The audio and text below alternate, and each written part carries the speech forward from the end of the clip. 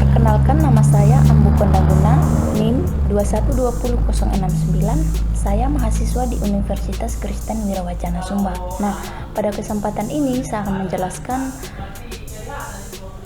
asal-usul nenek moyang orang Sumba berdasarkan kajian ilmiah, terutama kajian ilmiah yang ada pada situs Lambanapu. Nah, kalau kita berbicara tentang leluhur orang Sumba, tentu tidak terlepas dari teori nenek moyang orang Indonesia. Secara umum, ada beberapa teori yang menjelaskan tentang asal-usul orang Indonesia. Pada beberapa teori ini, ada dua teori yang paling populer, yaitu teori yang akan kita bahas pada saat ini. Nah, yang pertama ada teori out of Africa. Teori ini dia menjelaskan bahwa di Indonesia, manusia modern atau Homo sapiens dia berasal dari Afrika yang kemudian melakukan migrasi atau perpindahan secara berkelompok sehingga tersebar ke seluruh daerah di dunia termasuk di Indonesia. Jadi manusia Homo sapiens ini dulunya dia berinteraksi dengan ras lainnya yang sebelumnya sudah ada di Nusantara. Nah, nenek moyang Indonesia juga pada waktu itu yang mula-mulanya berasal dari Taiwan, mereka tinggal atau menetap di Papua. Nah, yang kedua ada teori out of Taiwan. Teori ini dia menjelaskan bahwa migrasi nenek moyang bangsa Indonesia dimulai dari Pulau Formosa di Taiwan. Sekitar tahun 1500 sebelum Masehi, nenek moyang bangsa Indonesia sampai ke Indonesia melalui Filipina.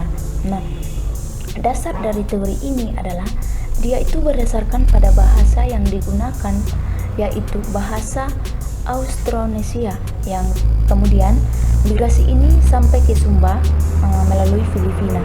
Nah, dari pencampuran ras ini yang pada zaman dahulu terjadi migrasi atau pencampuran antara kedua ras, yaitu ras Mongoloid dan ras Austromelesid.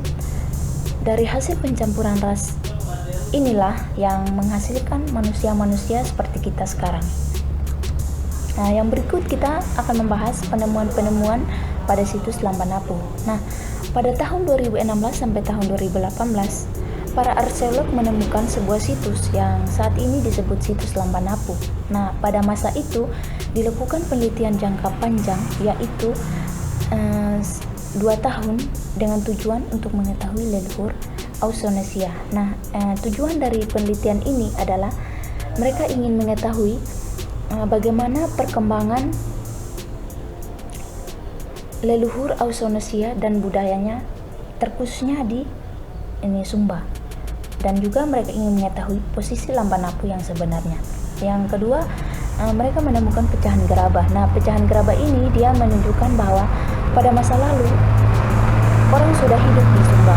Nah, yang berikut, para arkeolog juga menemukan satu kubur yang isinya adalah kerangka manusia yang sudah jadi fosil. Nah, ini dia lebih memperkuat lagi di mana ternyata di zaman dahulu manusia sudah hidup sebenarnya di Sumba. Nah, yang ketiga mereka juga menemukan tempayan. Tempayan ini merupakan gambaran sebuah kubur yang terbuat dari tanah. Selain itu mereka juga menemukan sistem penguburan orang Sumba. Nah, dari sistem penguburan orang Sumba ini mereka meneliti bahwa orang Sumba mereka mengenal persepsi kepercayaan. Nah, yang sampai saat ini mereka juga masih melakukan penelitian di mana sistem penguburan inilah yang kemudian berkembang menjadi Marapu pada saat ini. Yang ketiga ada bentang alam.